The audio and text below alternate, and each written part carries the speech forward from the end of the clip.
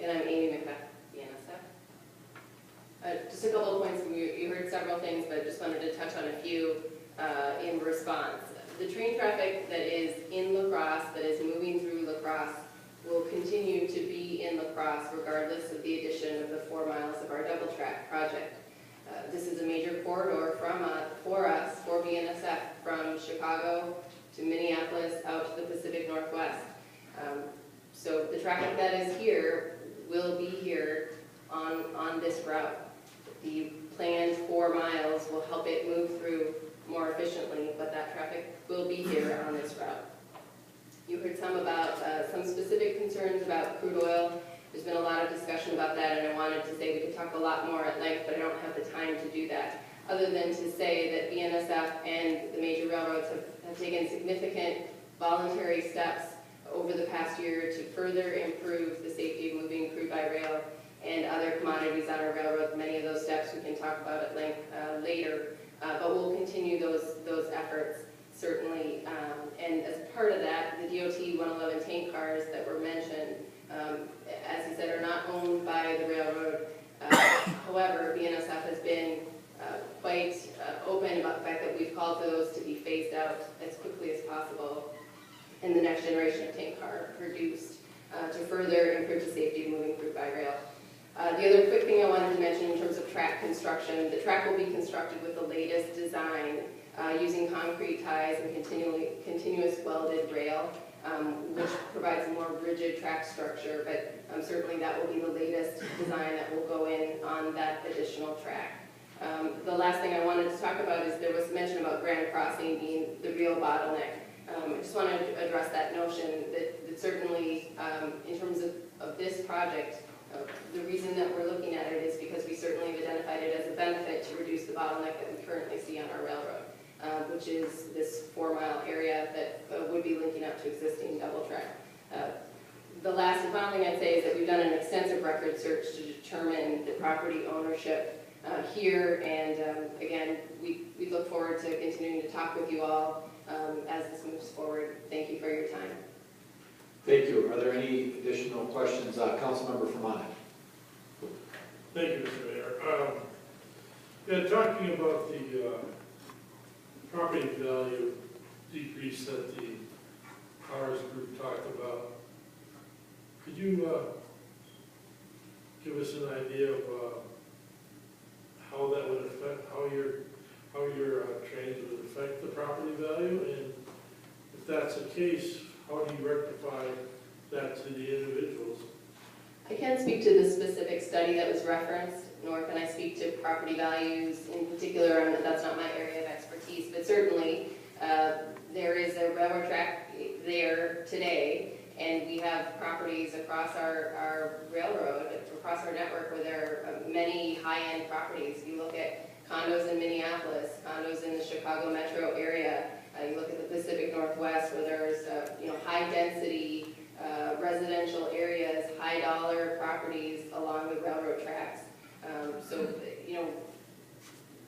that's in existence already across our railroad. Again, I can't speak to the specific study or the specific instances that were referenced, other than to say that our current main track is where it is, and we're looking at adding the double track as close to that as possible. In many areas where we have double track, in other locations there are other residential homes. But wouldn't you agree that obviously your statement and the gentleman's statement about moving the trains through more efficiently, or in other words quicker, is going to affect the area somewhat?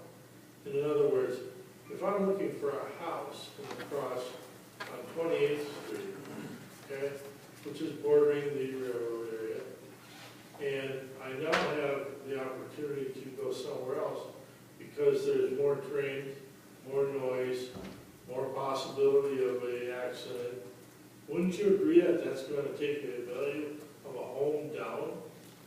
I would say that we have, again, our main track that's operating through here, Councilman, and the traffic that's on our route is going to continue to be on our route. What we're trying to do is move it through here more efficiently, and an impact that you would see locally if this project were to go through, is again, the ability for trains to move through the area and clear crossings, for example, in a more efficient manner. In terms of property values and things like that, as I said, I can't speak to that, that's not my area of expertise.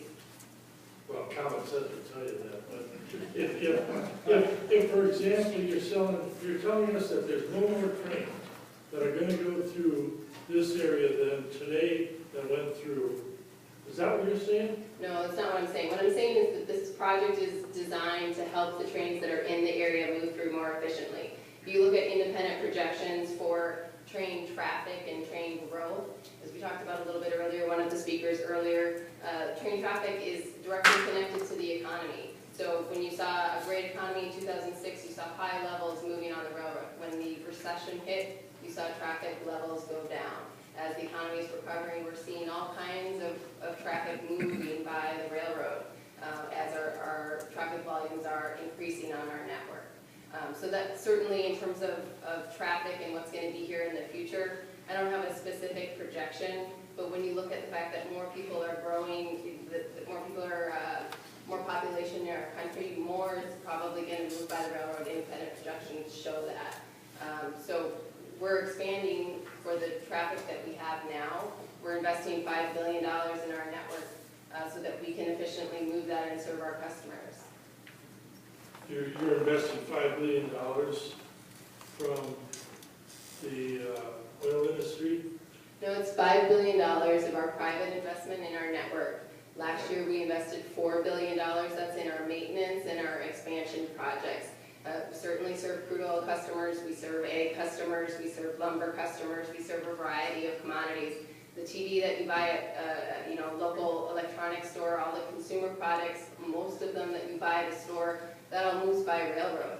Railroad is the most efficient way of ground transportation in this country, and it will continue to be used to move goods across the country. In La Crosse, you're situated in a main corridor for us, so traffic is going to be moving on our route here. So quicker oil means lower gas prices for us here in La Crosse. Is that the idea? I mean, that's what you just talked about, marketing. Sir, if you have a question regarding the project, I'd be happy to answer it. I can't talk to the price of gas in La Crosse. Yeah, thank you. Okay, thank you. Councilmember Cornett. Thank you, Your Honor. I had a question about the marsh with the flooding that was brought up. With this 7 mile, 7.28 miles fill that you'll fill in, will that affect the flood levels of the marsh? Yeah, I'd like to have Doug Dorsey comment on that. Thank you. Hydraulic modeling has been done for the effect of the fill in the marsh, and it's been reviewed and approved by the Wisconsin DNR, and the project has been designed to cause no rise. It was an early concept design that actually caused a decrease in flood elevations, and working in conjunction with the DNR, we revised that design. They didn't want it to decrease, they wanted to bring it up to 0.00 change, so there will be no rise in flood elevations. And that's achieved by excavating out some additional area under the existing track to compensate for the new track that goes in. That's how that's done. Okay, great. And that's been reviewed and approved by the DNR. As I say, La Crosse County has issued their floodplain permit. We've not yet applied for the floodplain permit with the city, but we will at a later time, based on the DNR approval. Thank you. And a question I go ask everybody in the room here. We're talking about crude oil and gas prices. Did anybody here not drive here? Okay. Bicycle? We have some hands, yes. All right. So Okay. the majority of us drove here. I just want to point that out. Thank you. Councilmember Jerome.